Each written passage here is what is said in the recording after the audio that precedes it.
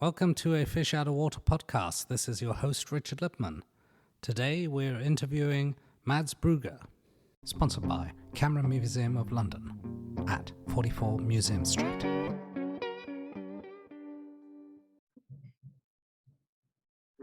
Okay.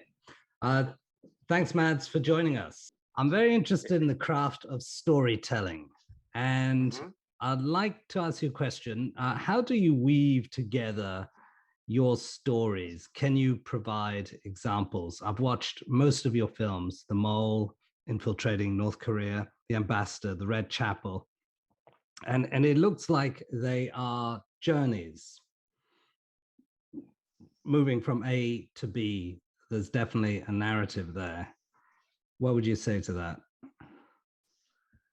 Well, I know that sounds very fluffy. It's a very organic process, very instinct driven. What it usually involves is enormous amounts of research in order for me to, get a acutely, in-depth grasp of the territory, the lay of the land, the people involved, the history, and so on. Much of my research never, makes it into the film as such. But some of it you would even consider absurd and a complete waste of time. But in some sense, it is in the film because it, at the end, provides me with a certainty and reassurance that I really am in the know about what I am talking about. When you talk about research, can you provide one example of research that never went into the film, but that was useful? Well, a good example is, for example, with The Ambassador, I would consume, all books available about the history of the Central African Republic, see, whatever existing documentaries there were, also trying to track down books published in the Central African Republic during the reign of Emperor Bokassa. Essentially becoming, a Central African Republic nerd. And that is also, my methodology regarding Cold Case Hammarskjöld. I would spend long periods of time reading books about Hammarskjöld, about the early days of the United Nations and so on. And much of that is not in the films. Right. And do you have a good memory for so these facts and getting a feeling of the narrative and history? Well, in my early days, I would say or in my younger days, that I had a photographic memory. Now I'm as of now, I'm 40 years old, so my cognitive capabilities are not what they were, but I'm still good at remembering, odd details and so on. And in terms of some of the documentaries, you are kind of impersonating someone else, but obviously it is still yourself. How difficult is that for you to be someone else, or to sort of hide certain objectives and just be a character, so to speak, looking for something and having a mission? Well, posing as someone else, in practical terms, convincing other people that you are someone whom you are not is actually quite easy, because a basic premise of all social interaction is that, that people are who they claim to be. And it's very difficult for people to suddenly say, I simply do not believe that you are a ninja warrior or a Formula One race car driver. People cling on to, what information they are given about the identity of persons they meet until the very end. What is difficult is, performing as your character. Having mastered all the finer details which makes your character come alive and be, also in the film as such, being interesting, provocative, convincing, and so on. For example, if your character tells a joke, what sort of joke would he or she tell? If you smoke cigarettes, what kind of cigarettes would you be smoking? And so, and a lot of this has to do also with props, the way you dress, the equipment you employ, and so on. With the ambassador, I would spend a lot of time researching the rules of engagement within, diplomacy and the consular corps. I would go to cocktail receptions at embassies in Copenhagen, especially at embassies where I would meet diplomats from African countries in order to study how they would carry themselves. For example, I noticed that often when they were given cocktails, they would take a paper napkin and fold it into a triangle and wrap it around the cocktail glass. Why? I simply don't know. It's a little, telltale sign, I believe. Maybe it's because they don't want to leave fingerprints. But details such as these makes your character come alive and be, authentic and convincing. When you were in the African republics, Central Republics, were there any really tense moments, and how did you deal with it?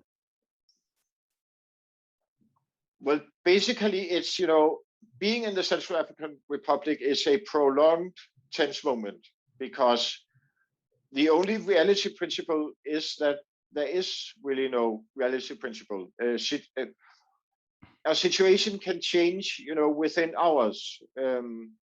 Best as you are having, gin and tonics with the son of the president, the next moment you could find yourself in a torture dungeon. It's very difficult to predict what comes next, and that is the default mode for everyone in the Central African Republic. The most, for me personally, intense moment was one evening we were en route from a nightclub for diplomats going back to our hotel, and then we were picked up by a military police patrol who thought that I and my two associates were mercenaries, which is something they are constantly afraid of in the Central African Republic. So we were rounded up and brought to a police station, which, feng shui-wise, was looking as if Dr. Frankenstein was in charge of the decor. And the officer in charge, who had these, eyes similar to Marty Feldman, bulging eyes, and clearly on drugs, was interrogating us in a very aggressive, commandeering French, and whilst doing that, his transistor radio was playing, and that I clearly remember, was playing "I'm a Barbie Girl" by the Danish pop band Aqua. Luckily, we were allowed to make a phone call to one of the ministers that we were dealing with in the Bozizé government, Excellency Gaston, the Minister of Social Services and Employment. And even more lucky, he was still awake.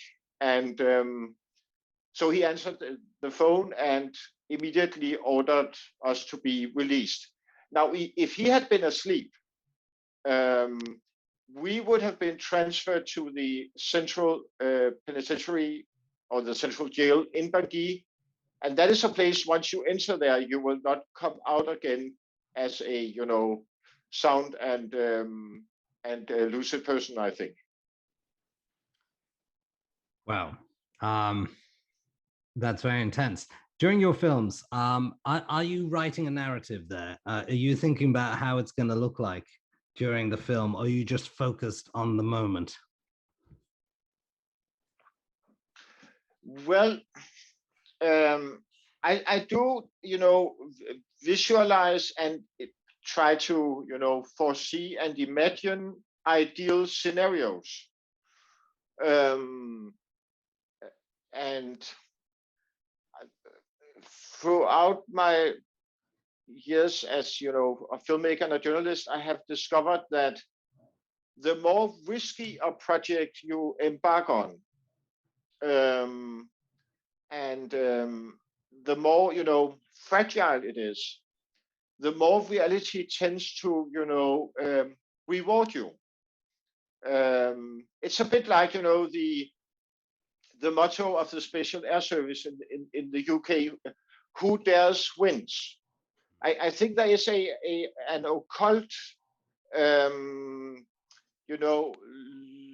logarithm within the fabric of reality, which rewards risk takers.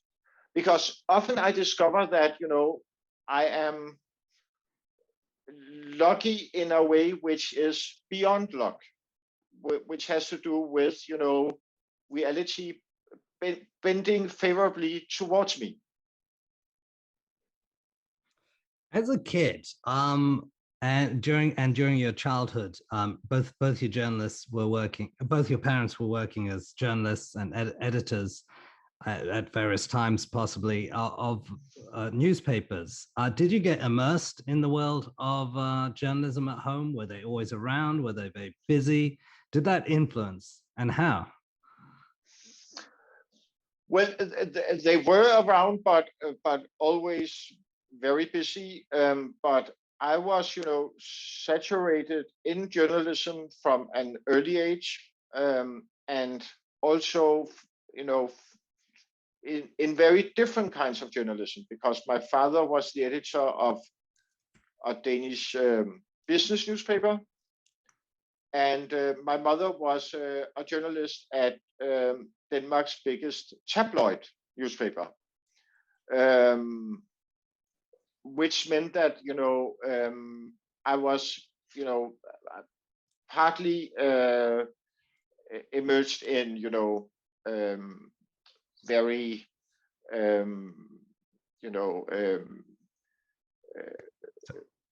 thorough, very thorough and serious, business journalism, and then also sensationalism, tabloid journalism, and so on. And every day I would, I would read newspapers. My mother and father were, bringing home tons of magazines, comics, newspapers, and so on. And also every night we would watch the news on television. So journalism was really, a part of my childhood. Right. And to you nowadays, what constitutes a risky project, and what constitutes a project worth pursuing?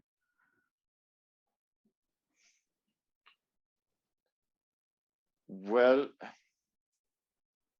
that is difficult to answer without being very specific, I think. I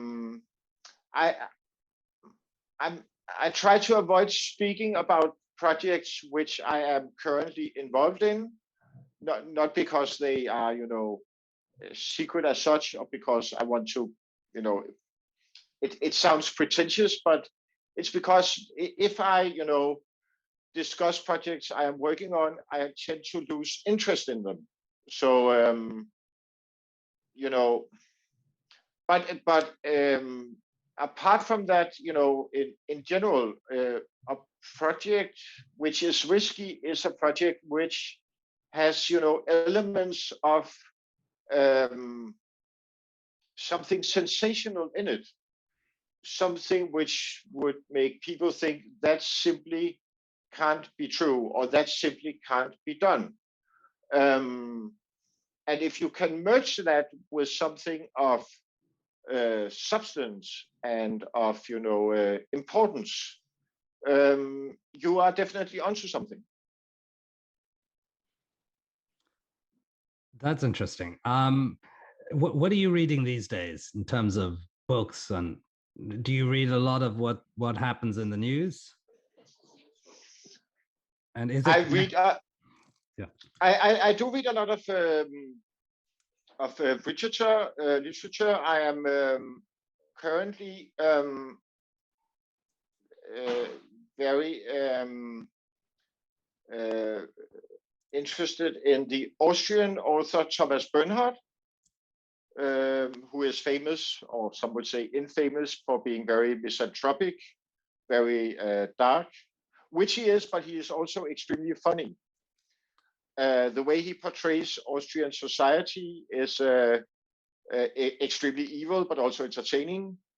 Recently, I read a book of his called Meine Preise. It translates to My Awards, where he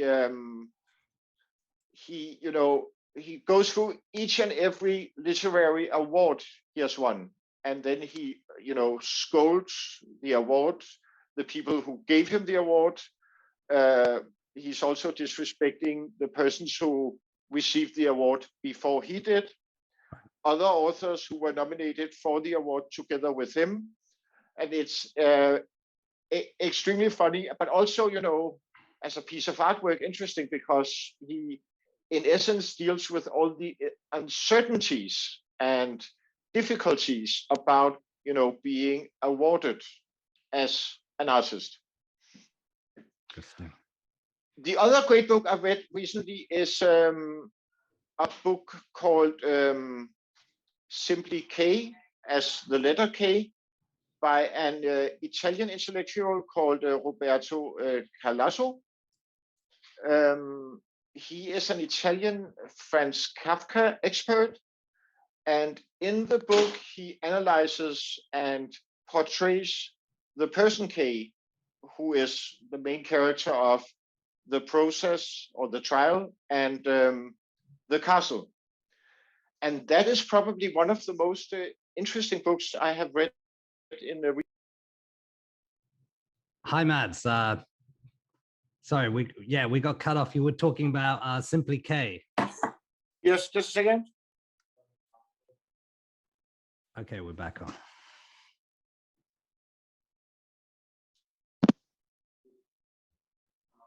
Hello, Richard, can you hear me? Hi, Mads. Yeah, I can hear you. We were talking about Simply K. Yes, I have the book here, actually. Yeah. It's called K by Roberto Calasso. Very good book. Recommended for everyone. Do you dream about your projects? And even during the making of? No, there are, rudiments of my dreams, in my dreams of my projects, but that mostly has to do with hotels. I often find myself in enormous, often completely vacated, empty hotels when I dream. Which is because, I think it's because I travel a lot when making my projects. And often I am staying in hotels in faraway lands where most people don't go. So often these hotels are quite empty. Right. Do you write the narratives of the stories? Or do you get help with it as well? Or, you collaborate? Well, I have never understood people who write a manuscript for a documentary before shooting it. which I think is a contradiction in terms. I write my, narration whilst doing the editing of my films. I do rely on, advice and criticism from people I trust, who I invite into the editing room. But mostly it's a process which happens between me and the editor. Right. And it's very important for me that, I have an editor who, who whilst doing the edit is capable of, challenging, who knows how to challenge my, ideas, beliefs, and so on. I really enjoy opposition. Okay. So how do you choose the crew? How do you choose your editor? How do you choose your cameraman on projects? Well, that is a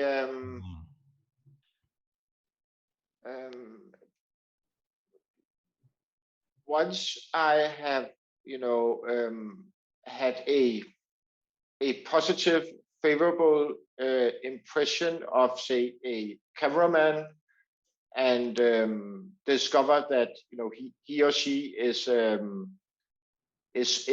excellent at their craft and also a pleasant person to be with, I tend to cling on to them.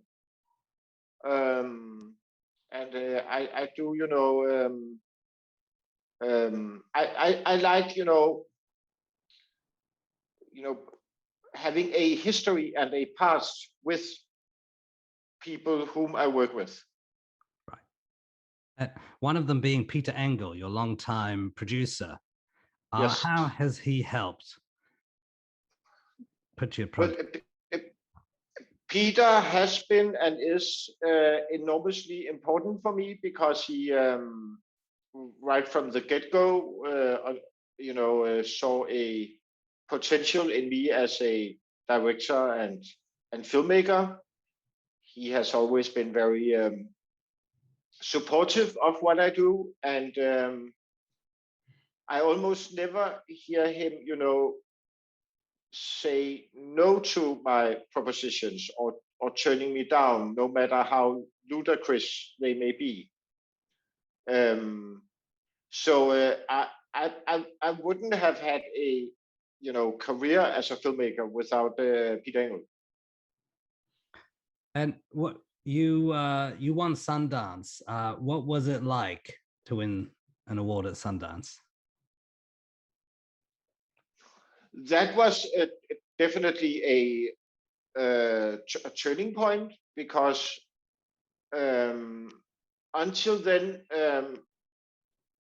my breakthrough film, The Red Chapel, and the project as such was considered a bit of a failure in Denmark. It was, when it was broadcasted in Denmark, it received, not very good reviews. Most of them were in the lines of, here comes these brutish, primitive Scandinavians making fun of friendly and sophisticated Asians, which I simply did not understand, because I, at that point, had a fairly good idea about what sort of country North Korea is. And I was quite frustrated about, why people were not capable of grasping what the intent and purpose of the Red Chapel was. So when it finally premiered in Park City and was shown to a US audience, I discovered that in some way the film had reached its real audience. And then, winning the main award for international documentaries was a dream come true, and very, important for my possibilities as a filmmaker later on. Right.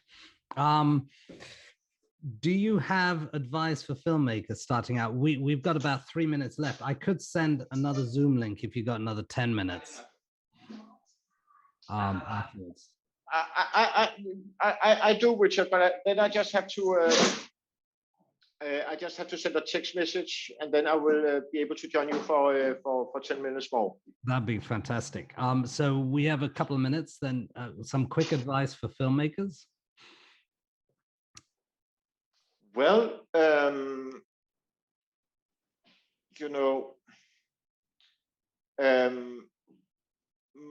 most importantly, and that is probably boring advice, fight as hard as possible to be the owner, or at least part owner, of your own films. Because the way the system works, the last one to make any money on films is the filmmaker, unless he or she is, co-producing or even producing the films themselves. Because even if your documentary becomes a success and a film festival hit, if you are not the owner of that film, it's not for sure that you will ever see a penny or a pound. So that's really essential. I also have other pieces of advice, but that is the most important. Okay. Right. We'll speak again in a few minutes, if that's okay. I'll send you a Zoom link for another 10 minutes. Great, Richard. Thanks. See you soon. Bye. Yeah, you mentioned ownership as advice for filmmakers. What about in terms of story? Do you have to be passionate about something, or have you got to take a risk? But the problem is, if you take a risk and it doesn't work out, how does that translate? Not everyone is a risk taker. I think probably 99% of filmmakers or documentary makers would never dream of creating an undercover persona and going into areas of the world where they could disappear within seconds or minutes. Well, I don't advocate at all that in order for you to make a interesting documentary, you have to be in harm's way, or explore extremities. Often you can, find the most interesting film, right around the corner from where you live. What I do advocate for is that you try to make your film as unique as possible. That might sound banal and as a cliche, but really, if you look at the field of documentaries in a helicopter perspective, they are many films are very similar to each other. They often explore the same tropes, the same, areas, such as the refugee crisis, the war in Syria, Israel, Palestine, and so on. And unless you are capable of going up against the cliche, reinvigorating a certain topic or area which where many filmmakers have been before, you should go somewhere else and do something which is compared to what else is offered around in the markets, as distinct and special as possible. And how can you tell whether an idea is special? Do you need to go to other people about it, or? Is it instinct? Well, you know, of course, if you are given unique access to a certain area, a certain person, that is always, you know, interesting. And you know, if someone has done a film before about whatever you know film you are embarking on, you should at least be aware of, you know, how that film played out. Was it any good? If you should do that film your own way, how would you do it in order to make it as different from previous films? Ideally, you know, you should focus on areas and topics and persons about whom no films has been made before. Right, right. Has COVID affected your creativity, or has it made it easier for projects to come to you, or for you to go to projects? Well, it has not, you know, affected my creativity, but it has hindered me in working on films I am developing as we speak, because it's very difficult to travel these days. Right, right. But I you know, at the same time, I have found time for doing research, reading books, and so on. But I do miss, you know, being able to travel and explore the world. Right, right. I'm wondering whether you have any sort of links to South Africa in, there's a few of your documentaries that have got very interesting links. Is it because South Africa is a former colonial power and there are still current links that sort of makes the world much more global and everything is interconnected? Do your stories always have a sort of link with the sort of so-called former colonial powers? Well, colonialism and the effects of colonialism in the span of time is of enormous interest to me. And so is, you know, Africa is a great many things, but it's my belief that, you know, if you are looking for adventure and something surprising, it is to be found in Africa. You know, Africa always delivers, because right below the, you know, official history of countries such as, say, South Africa or Mozambique, Zimbabwe, Zambia, there are, you know, layers of secret, forgotten, non-disclosed history, which remains to be discovered. Interesting. Do you find that the case to be in other parts of the world as well? I do believe so, yes. You know, Latin America, of course. China is also something which I am enormously interested in. But you know, especially I would say Africa.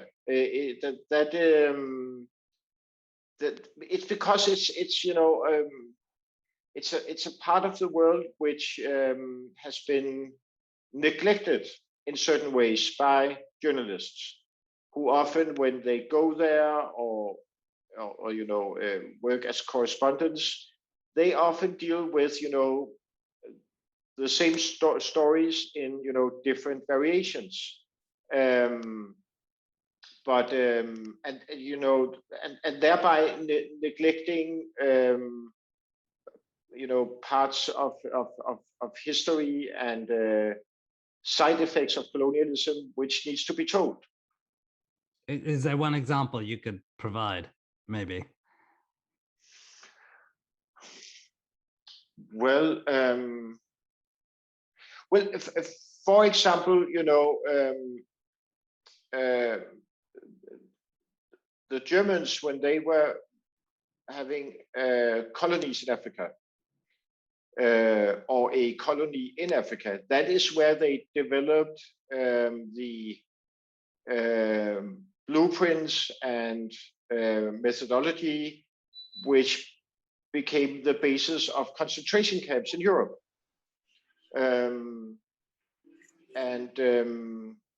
Likewise, regarding Rwanda and the genocide there, a lot of that has to do with how the Belgians and the French would divide and control the population by giving them different ethnic identities and providing them with identification cards, thereby, spawning what became genocide. That is, of course, some people who are in the know about African history will be informed about this, but most people in Europe are not aware of these occurrences. Right.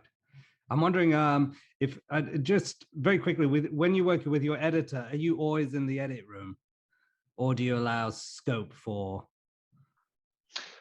Well, it's a process of me being there very intensively for, say, a week, and then allowing him room for exploring and, also improving whatever ideas I may have. So I do also give the editor room for, being on his own. Right. And I assume before all shoots, you go through risk assessment and sort of planning, technical planning and stuff like that. How extensive is that? Or does it? Well, that is quite extensive. I am not a danger tourist as such. And if my films were about me getting myself killed as quickly and, horrendously as possible, I wouldn't be as careful as I am about risk assessment, preparing for, my own and the rest of the team's security. So that is something I take very seriously. I'm wondering if anyone has any questions in the audience here, albeit a small audience, but a very sort of interested audience.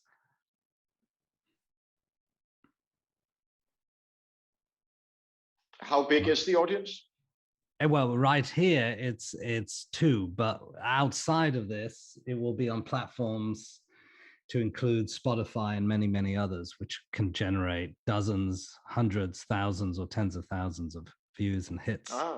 Yeah, so it goes out wider. This is a recorded podcast, but here we have the sort of tiny student cohort that are learning, apart from a friend of mine, Marty Tony. So he's a photojournalist. He's been around.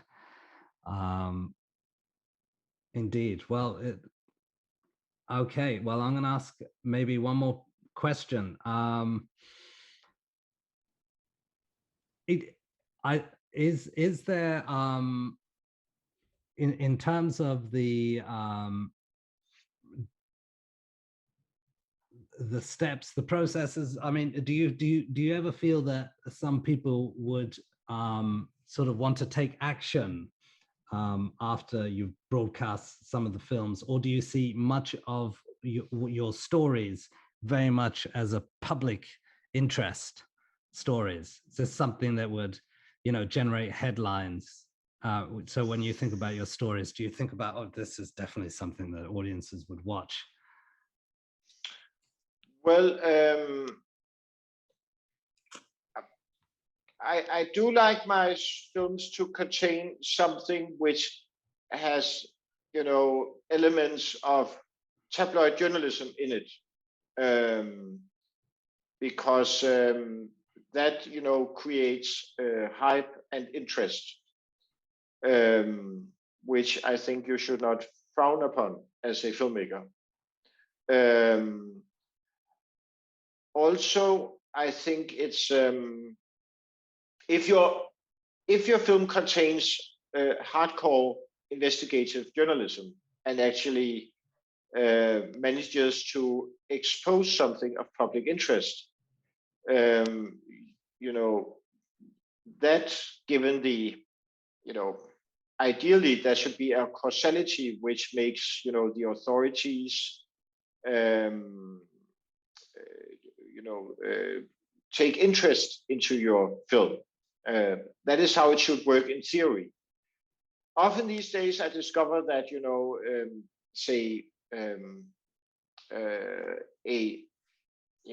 speaking in broad terms, a documentary exposes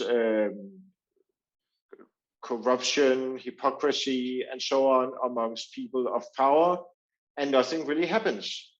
And that is because in some ways journalism is unfortunately broken, or it's not working the way it was intended to work, which is a problem.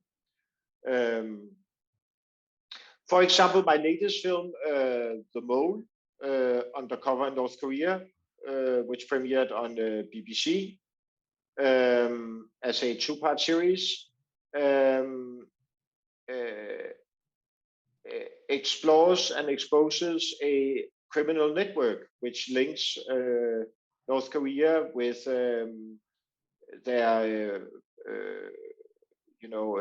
representatives and supporters in Europe and elsewhere, and how they are involved in sanctions busting, for example, selling drugs and weapons and so on. And there you would expect that authorities in Europe would, do something about that and deal with these individuals. Unfortunately, nothing has happened, which is simply weird. Right. What would you have expected to happen? Well, the main villain of The Mole is the president of the Korean Friendship Association, a global NGO which supports North Korea, and through which North Korea can project soft power. That president is a man named Alejandro Caudebenas, who is based in Spain. And he is essential in this film because he is the gatekeeper of North Korea, and has, contacts amongst people of power and influence in Pyongyang. And The Mole documents how he is coordinating dealings with involving weapons, drugs, oil, and so on.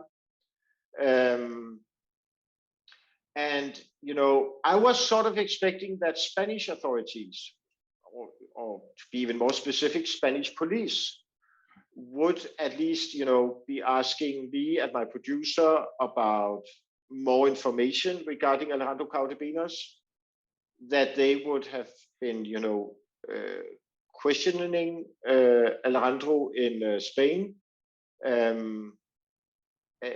But, he is still walking the streets, apparently, free as a bird. And that is weird. I see. During your documentaries, but there's some evidence that's been submitted to the UN, right? Hammarskjöld, North Korea. Is that correct? Well, regarding Hammarskjöld, we facilitated a meeting between UN investigators and our main witness in cold case Hammarskjöld, a South African individual named Alexander Jones, who claims that he was a member of a sinister private militia known as the South African Maritime Research Institute. They met, and he gave the UN his affidavit about what he knows about SIMAR, that group. And that is in the latest report from the UN panel which is re-investigating the death of Dag Hammarskjöld. Regarding North Korea, we are in dialogue with the UN panel, which is monitoring the sanction against North Korea. We had made sure that all members of the panel have been given access to see the film in its entirety. We are willing to share parts of our documentation with the panel, but because of COVID, it is difficult to do so because we are not,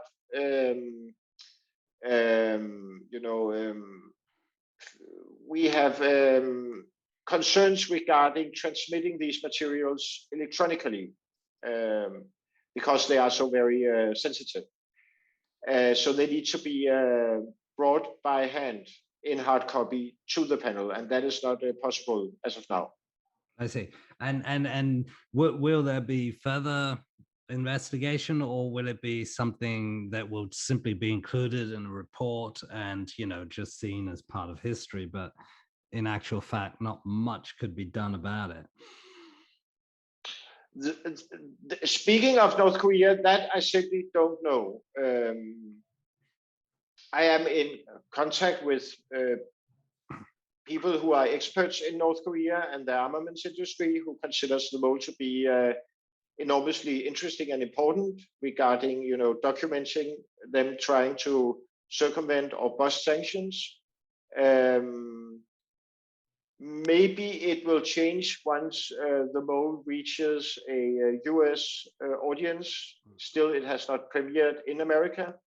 So much can happen still. It was incredible. I still recall the scene where there was this menu where you can sort of buy things like Scud missiles, and the protagonist. How brave would you say the protagonist of the film was? I mean, he must have gone there so many times, and he really kept his cool.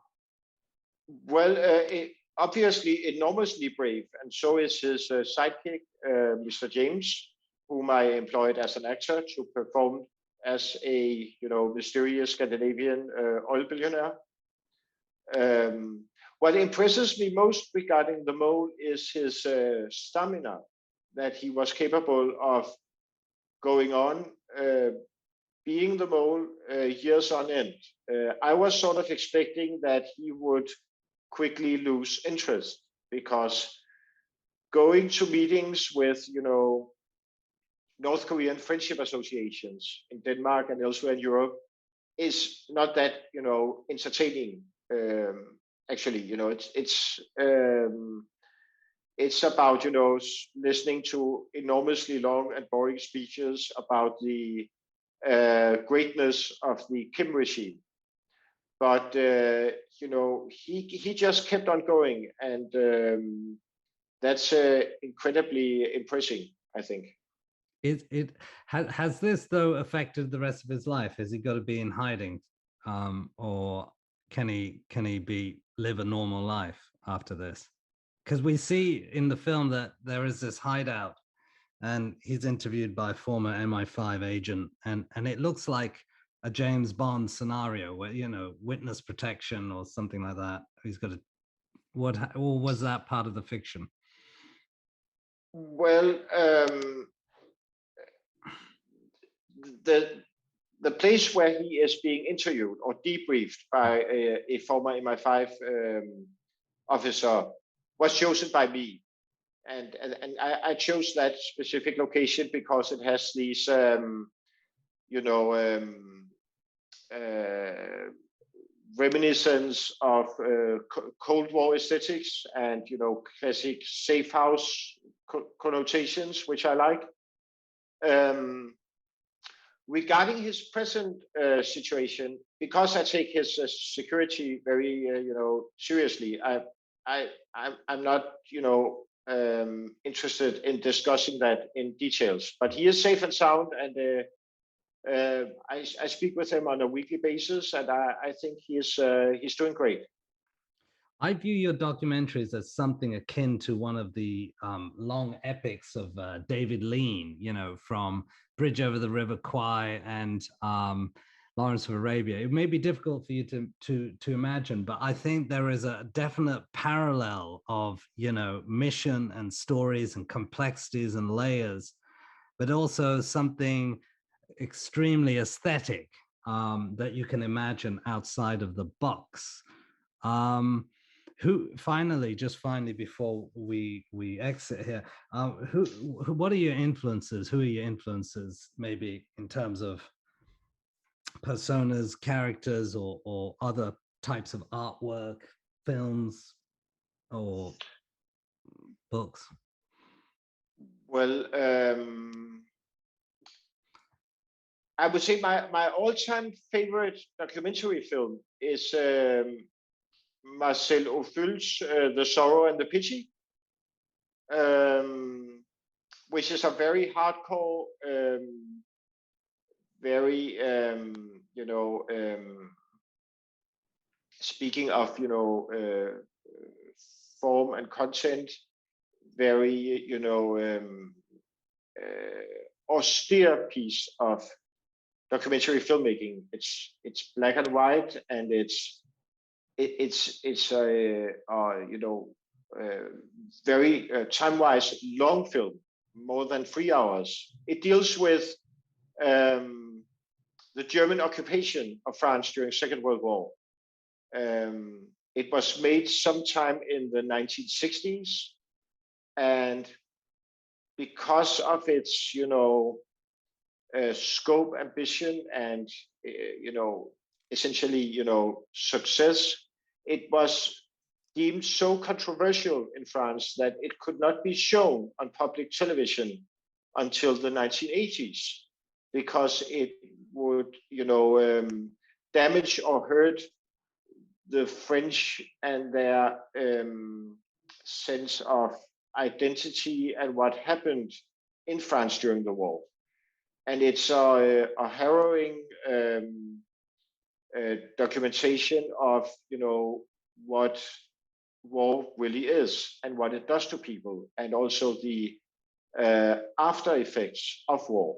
And if when people ask me why documentaries are important, I often mention that film, because it really showcases the strength and importance of documentary filmmaking. And finally, is there such a thing as an ideal society and an ideal community? You mean a utopia? Utopia, yeah. Well, people who want to, and succeeds with making utopias often becomes involved in genocide and mass killings. I'm a believer in having a free and open society, as free and open as possible, which of course suggests that that I believe in democracy, essentially. So I think that is as good as it gets. Mads Brügger, thank you very much for joining us. Thank you. Have a great day. I really enjoyed this. Thank you. Bye-bye. Thank you. Bye. Bye. Thank you for listening to a Fish Out of Water podcast. This is your host, Richard Lipman. Should you have any questions, comments, or suggestions, please get in touch. Sponsored by Camera Museum of London at 44 Museum Street.